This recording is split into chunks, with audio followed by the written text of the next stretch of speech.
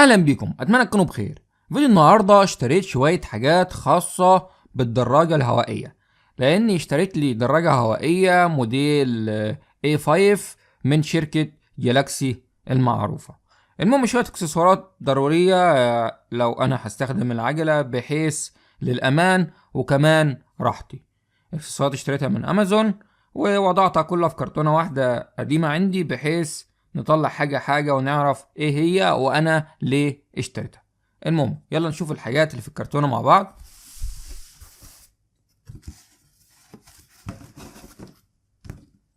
دي اول شيء فوطة عشان امسح العجلة، بسيطة وبديهي جدا.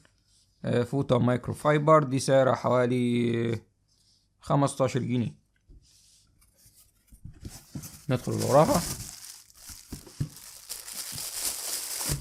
دي شلتة للمقعدة عشان الكرسي بتاع العجل او العجلة بتاعتي اللي هي صورتها ظهرت امامكم منذ قليل.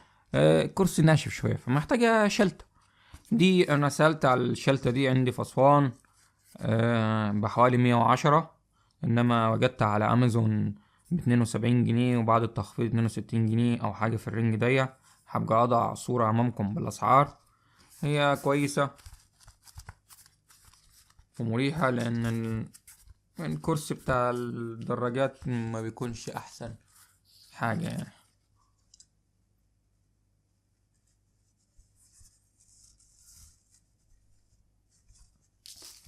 نشوف اللي وراه. دي قفازات،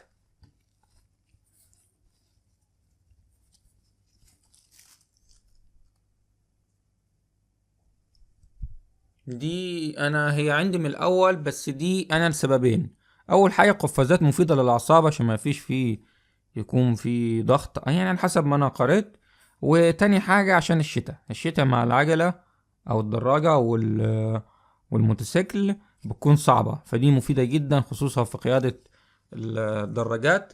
يعني شوف حتى من الناحية دي فهي مفيدة جدا. لازم القفاز.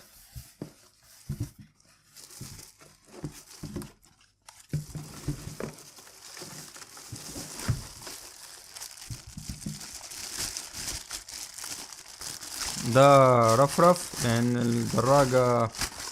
الدراجات الجديدة بتجي من غير رفارف.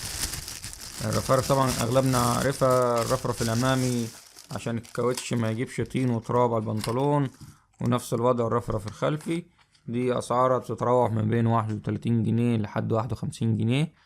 انا جبت لان برضو عندي في اسوان وضح لي انها ب85 جنيه فاشتريتها من امازون.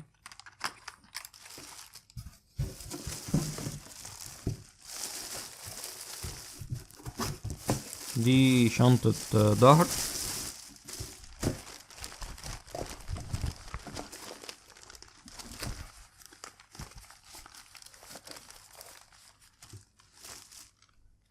دي شنطة رخيصة طبعا،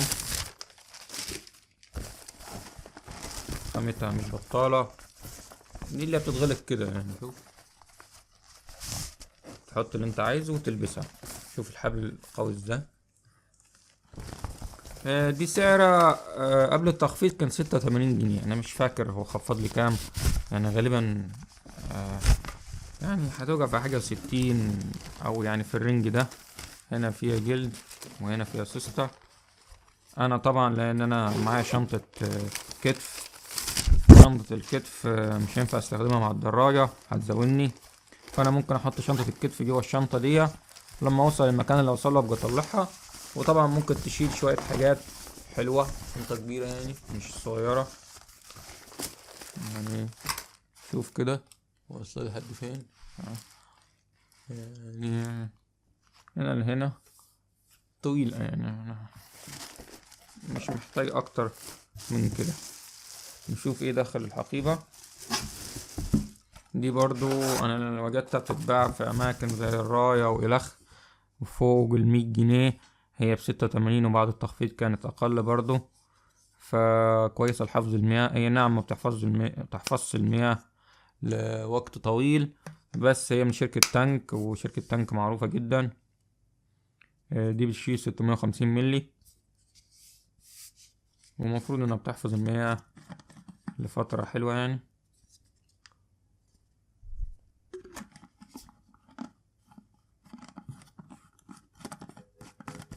فاضل لي ان انا المفروض انا طبعا هعمل فيديو تاني لان اكيد هجيب اكسسوارات تاني، بس مش هتفضل على كده.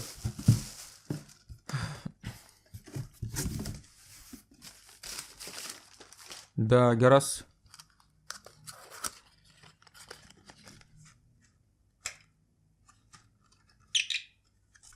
ده سعره من 30 ل 51 جنيه.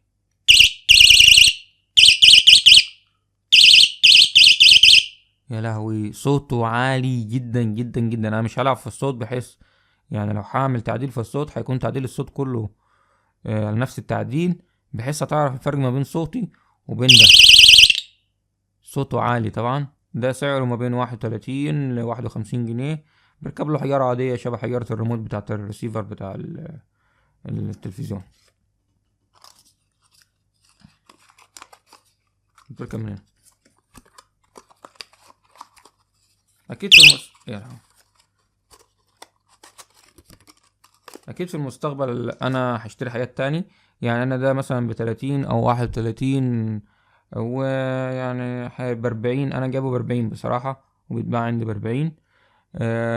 في المستقبل ممكن مثلا في انواع تاني فيها اكتر من نغمة وفيها كشاف هيكون مفيد جدا في الجزئية دي. وبرضه ممكن تستبدلها بأجزاء تاني. ده كشاف خلفي، لأنك طبعا لو راجع بالليل والشارع ضلمة أي عربية جاية سريع ممكن تشيلك، فأنت محتاج حاجة في الخلف وفي الأمام. البديل ليها دي في عواكس، دي جاية مع الدراجة وصورتها هتوضح أمامكم. بيكون عاكس أمامي وعاكس خلفي، الأمامي بيكون أبيض والخلفي بيكون أحمر. أو ممكن تستبدل الخلفي بحاجة زي دي يعني كشاف خلفي وفيها حتة تركب. ادي اول وضع اضاءة، ده تاني وضع اضاءة، تالت وضع، رابع وضع، خامس وضع، سادس وضع، سابع وضع. خلاص 7 اوضاع. وهنا في بيطلع ليزر من تحت، ممكن يبقى ماشي جنبك في الارض بحيث يبان للناس. عارف هيبان ولا لا؟ بس انا في 2 ليزر من تحت، والليزر ممكن يقلب الوان، يعني قصدي يعني يفصل ويشتغل. وضعين بس الليزر. الحجارة برضو زي نفس الحجارة بتاعة الريسيفر. زرارين تركب من ورا برضو. يعني دي شوية اكسسوارات، واكيد هجيب اكسسوارات تاني للدراجة لان الدراجة محتاج شوية حكرير. يعني مثلا الزجاجة دي انا معرفش تركب ولا ما تركبش، بس انا جايبها عشان احطها في الشنطة. في جزء بيركب في الدراجة كده من اسفل، بحيث انك تضع فيها زجاجة مياه. انا طبعا الجزء ده ما جبتوش، ممكن نجيبه برضه، وممكن نجيب شوية اكسسوارات تاني ونعمل فيديو تاني. بس يعني انا حبيت اجمع اكبر قدر من الاكسسوارات في فيديو واحد، بحيث لو حد بيفكر يشتريها او بيفكر يشتري حاجة يعرف ان هو محتاج يشتري الحاجات دي كلها. طبعا ناقصك اهم شيء وهو منفاخ العجل. انا ما اشتريتش واحد لان انا عندي واحد يعني قديم شوية، بس هو برضه يعتبر يعني جديد يعني.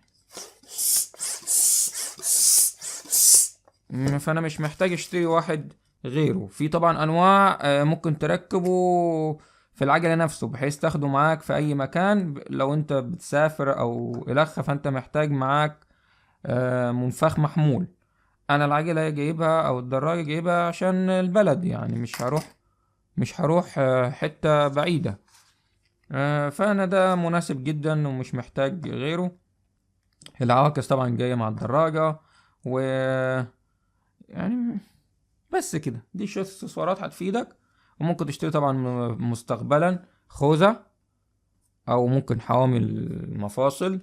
ممكن برضو تشتري نضارة. النضارة مفيدة لي جدا لأكتر من حاجة، عشان الهواء ولو حاجة ما تدخلش في عينيك. ده غير كمان في الشتاء هتجد عينيك بتدمع، او في الحر الهواء سخن جاي على عينيك. فهي عامة مفيدة في كل الحالات. بس انا اشتريت الحاجات اللي انا اعتقد ان انا ممكن استخدمها، زي الشلتة، زي الفوطة، زي الكلاكس، لان انت لما بتقود الدراجة اللي امامك مش عايز يتحرك، اللي هو انت ماشي ماشي هو ولا شايفك ولا حاسس بيك، طبعا هتصفر له، فانت تشتري كلاكس، سواء الكلاكس ده او اي كلاكس غيره. اشتري لك واحد. برضو المية مفيدة، الشنطة عشان تحط فيها حاجاتك، الفوطة عشان تمسح، الشلتة لأن المقعدة بتكون مرهق، أنا مشتريها جبل عشان فيها مساعدين وكرسي أريح، بس برضو محتاج لك شلتة. الرفرف برضو عشان ما تتمليش طين أو تراب، القفازات لراحة إيدك، وكمان عشان الشتاء عشان الأعصاب برضو تريحها ومبقاش في ضغط زي كده يعني. أما ده العواكس، سواء العاكس ده اللي هو بينور، او العاكس اللي هو من غير حجارة، اللي هو لو حد ضرب نور من الخلف يلمع، مفيد جدا عشان ما فيش حد بالليل مثلا، انت الشارع ضلمه وماشي لوحدك، تجد ان هو ايه مش شايفك وماشي بسرعة يعورك مثلا. فلا، في دي اكسسوارات لازمة لقيادة الدراجات. ده فيديو سريع كده، ولو حد عنده اي سؤال اتفضل في التعليقات، وانتظروني في الفيديوهات القادمة. سلام.